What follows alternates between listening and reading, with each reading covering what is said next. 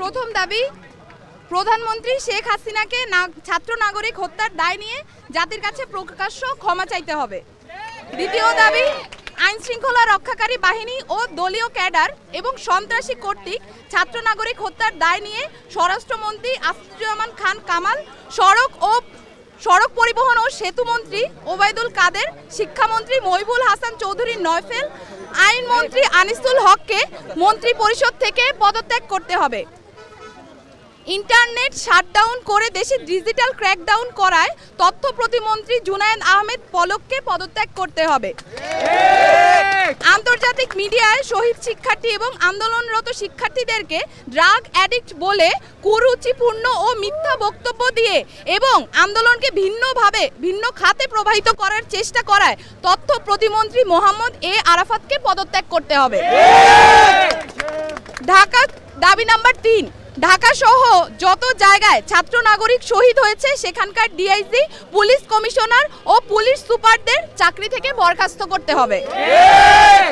দাবি নাম্বার 4, ঢাকা বিশ্ববিদ্যালয়, জগন্নাথ বিশ্ববিদ্যালয়, জাহাঙ্গীরনগর বিশ্ববিদ্যালয়, রাজশাহী বিশ্ববিদ্যালয় এবং চট্টগ্রাম বিশ্ববিদ্যালয় সহ সারা দেশের প্রত্যেকটি বিশ্ববিদ্যালয়ে যেখানে ক্যাম্পাসে আইন শৃঙ্খলা বাহিনী কর্তৃক শান্তিপূর্ণ আন্দোলনে হামলা হয়েছে প্রত্যেকটি বিশ্ববিদ্যালয়ের ভিসি এবং প্রক্টরকে পদত্যাগ করতে হবে।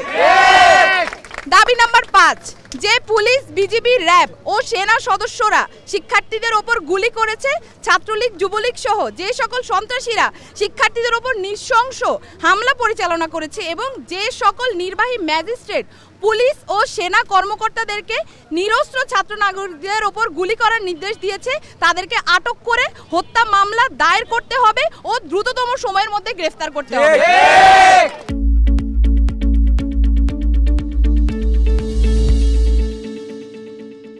দাবি নাম্বার 6, দেশব্যাপী যে সকল ছাত্র নাগরিক শহীদ ও আহত হয়েছে তাদের পরিবারকে অতি দ্রুত সময়ের মধ্যে যথাযথ ক্ষতিপূরণ প্রদান করতে হবে।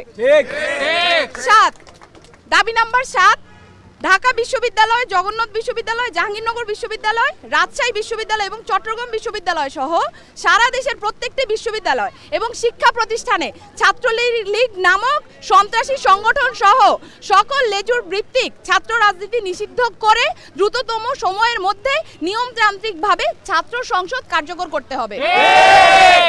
দাবি নাম্বার 8, অবিলম্বে সকল শিক্ষা প্রতিষ্ঠান ও হলগুলো খুলে দিতে হবে।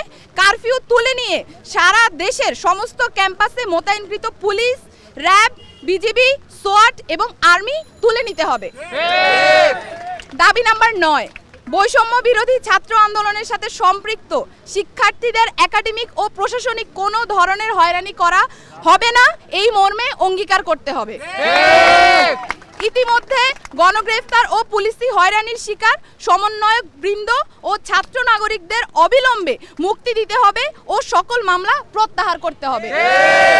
এই ছিল আমাদের 9 দফা দাবি এবং এই 9 দফা দাবিকে সামনে রেখে আমরা আমাদের আন্দোলন পরিচালনা করছি এবং আজকেও আমাদের যে কর্মসূচি সেই কর্মসূচি থেকে আমরা বলতে চাই অবিলম্বে অতি দ্রুত আমাদের যে 9 দফা দাবি সেটা মেনে নিতে হবে।